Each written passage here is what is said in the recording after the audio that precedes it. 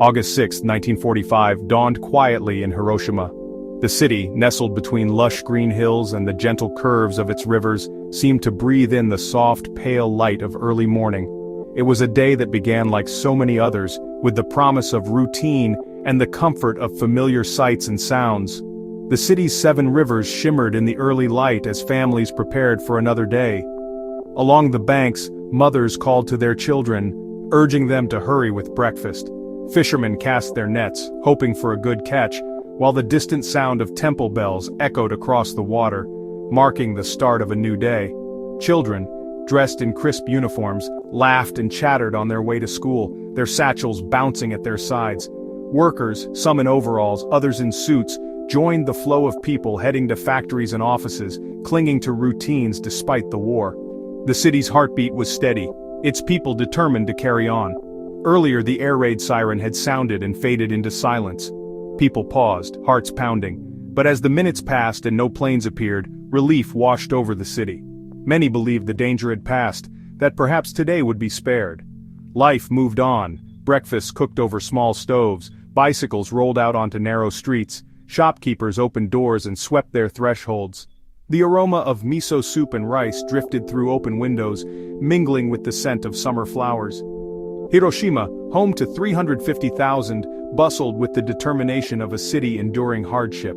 The markets were alive with vendors calling out their wares, neighbors exchanged greetings, and the city's trams clattered along their tracks, weaving through the morning crowds. No one suspected that history was about to change forever. Faces in the crowd reflected hope, fatigue, and the simple joys of daily life, unaware of the shadow looming above. High above, the Enola Gay, an American B-29 bomber, flew unseen at 31,000 feet. Its engines hummed steadily, a distant presence invisible to those below. Its crew of 12 carried a single, unprecedented weapon. Inside the cramped, tense cockpit, the men checked their instruments, aware of the gravity of their mission but unable to imagine its true consequences. For Hiroshima's citizens, the sky was peaceful. No one looked up. The clouds drifted lazily, and the sun climbed higher, promising another hot August day. The city was alive with ordinary moments. A streetcar rattling by, a mother and child window shopping, a student reading on a step. These small, everyday scenes painted a picture of a city alive and unaware, each person wrapped in their own world. At 8:15 a.m., everything changed. The clock tower marked the moment, its hands frozen in time as the world shifted in an instant.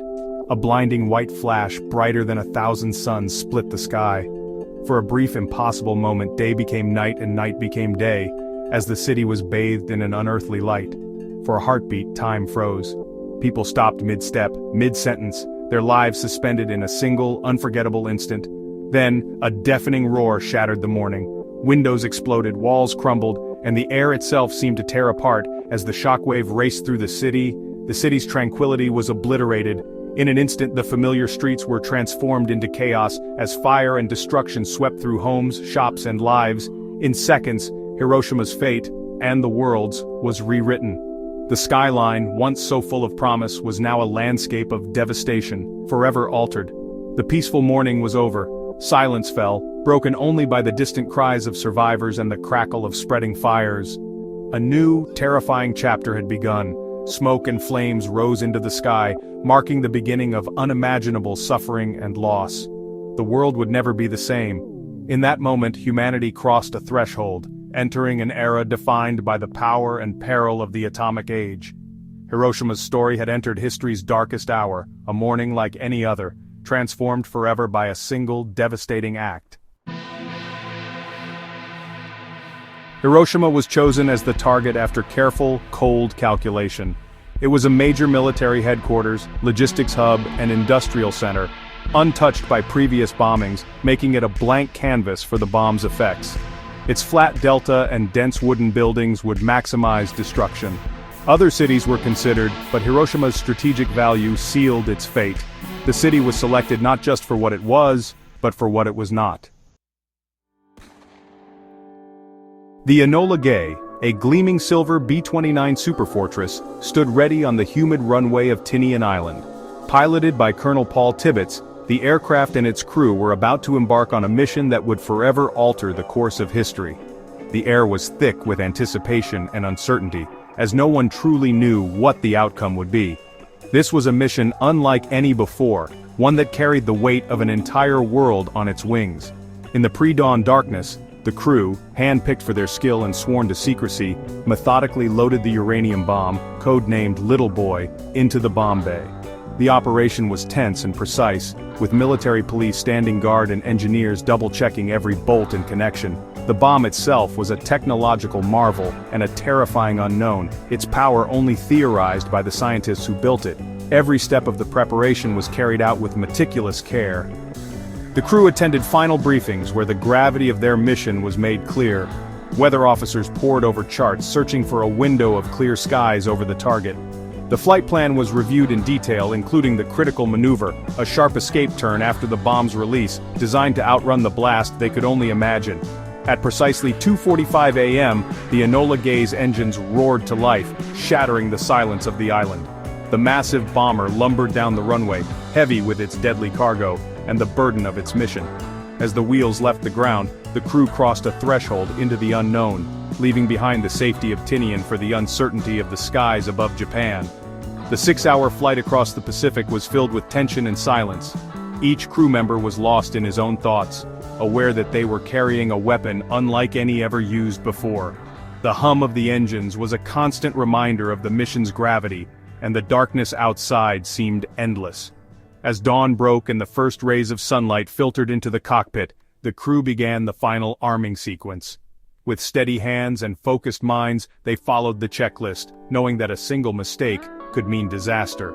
The bomb was now live, and the point of no return had been crossed. In those final moments, the atmosphere inside the Enola Gay was electric with tension. The crew exchanged glances, each man understanding the enormity of what was about to happen. They were about to unleash a force no human had ever witnessed, a power that could end a war, but at an unimaginable cost. Far below, the city of Hiroshima was just waking up. Unaware of the fate that approached from the sky, its people began their day as they always had, never suspecting that history was about to change forever. At 8:15 a.m., the Enola Gay, a silver B-29 bomber, soared high above the waking city of Hiroshima. The morning sun glinted off its wings as it approached its target, carrying a weapon unlike any the world had ever seen. Below, the city was just beginning its day, unaware of the history about to unfold in the skies above. Inside the cockpit, Major Thomas Farabee peered through the bomb sight, his hands steady as he aligned the crosshairs on the distinctive T-shaped Ioi bridge. With a deep breath, he released the bomb, codenamed Little Boy, setting in motion a chain of events that would change the world forever. The moment the bomb dropped, the Enola Gay lurched upward, suddenly lighter. The crew, tense and silent, banked the plane sharply away, turning to escape the blast they knew was coming. Each second felt stretched, heavy with anticipation and dread. For 43 seconds, Little Boy fell through the morning air, spinning silently as it descended. Inside its casing, intricate mechanisms armed the bomb mid-air, preparing it for detonation. The world below remained oblivious, the only sound the faint rush of wind as the bomb sliced through the clouds. On the ground, a few people paused, glancing upward, puzzled by the glint of metal high above. Some shielded their eyes from the sun, trying to make sense of the distant object falling from the sky. Most, however, continued on, unaware of the danger descending upon them. Life in Hiroshima moved forward as usual. Children played games in the streets, workers hurried to their jobs, and families prepared for another ordinary day. No one could have imagined that, above them, a silent countdown was underway, one that would forever divide time into before and after. At precisely 600 meters above the city, the bomb detonated in a blinding instant. The sky erupted with unimaginable force, unleashing energy that had been locked away since the birth of the universe. A light brighter than 1,000 suns engulfed Hiroshima, erasing buildings, streets, and lives in a single, searing moment. The silence was shattered by a roar that echoed for miles, marking the end of one world and the beginning of another. In less than a minute, Hiroshima's fate was sealed. The city was transformed into a landscape of devastation, its future forever altered by the force unleashed from above. In those 43 seconds, the world crossed a threshold. The atomic age had begun, and nothing would ever be the same. The explosion was instant and absolute. A searing flash vaporized everything at the center, shadows of people were burned into stone. A wave of heat incinerated wood, paper and skin, igniting a city-wide firestorm. The blast wave followed, flattening buildings and hurling debris for miles. Hiroshima was pulverized in seconds. Above, a mushroom cloud rose, marking the city's destruction. The Enola Gay's crew watched in awe and horror. Hiroshima, as it had been, was gone. The world had witnessed a new kind of devastation.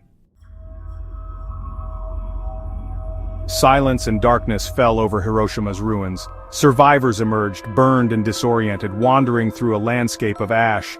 Black rain, radioactive and deadly, began to fall, offering false relief. Over 70,000 buildings were destroyed. The city center was a wasteland. The atomic bomb dome stood as a haunting remnant. Shock and disbelief gripped the survivors. Emergency services were gone, hospitals destroyed. People searched for loved ones, but few answers came. In the first minutes of the atomic age, the survivors were utterly alone. Hiroshima had become a symbol of unimaginable loss. The Hibakusha, Hiroshima's survivors, became the living memory of the tragedy. Akihiro Takahashi, just 14, recalled the burning heat and the river filled with ghostly figures. Clocks stopped at 8:15, freezing time at the moment of disaster. Sadako Sasaki's 1,000 paper cranes became a symbol of hope and peace. Survivors searched for family, haunted by the cries for water and the fear of causing more harm. Radiation's effects lingered, bringing illness and stigma for years. The Hibakusha stories are a warning to the world. Their voices ensure Hiroshima is never forgotten. News of Hiroshima spread slowly, first as confusion, then as shock. President Truman announced the bomb's use, calling it a triumph that would end the war. Headlines celebrated the new weapon, but unease grew as the scale of suffering emerged. Journalists like John Hersey humanized the victims, shifting the narrative from victory to tragedy. Scientists expressed regret. The world realized the stakes of atomic power.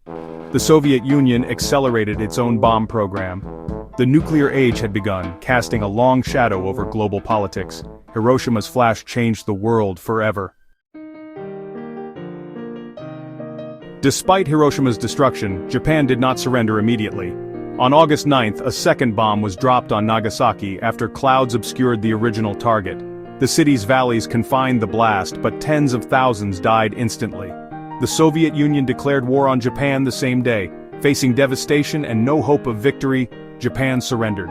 Emperor Hirohito spoke of a new and most cruel bomb. On September 2, 1945, World War II officially ended. The peace that followed came at an unimaginable cost. Hiroshima's flash ended a war and defined a new era. The Cold War's nuclear standoff began, with the world living under the threat of annihilation. Hiroshima rebuilt as a city of peace, preserving the A-bomb dome and creating a memorial park. Each year, the city calls for remembrance and disarmament. The Hibakusha shared their stories worldwide, urging no more Hiroshimas. Today, Hiroshima stands as a symbol of resilience and warning. The story of that morning is a question for every generation. Will we repeat the past? Hiroshima's legacy is hope, that by remembering we can build a safer future.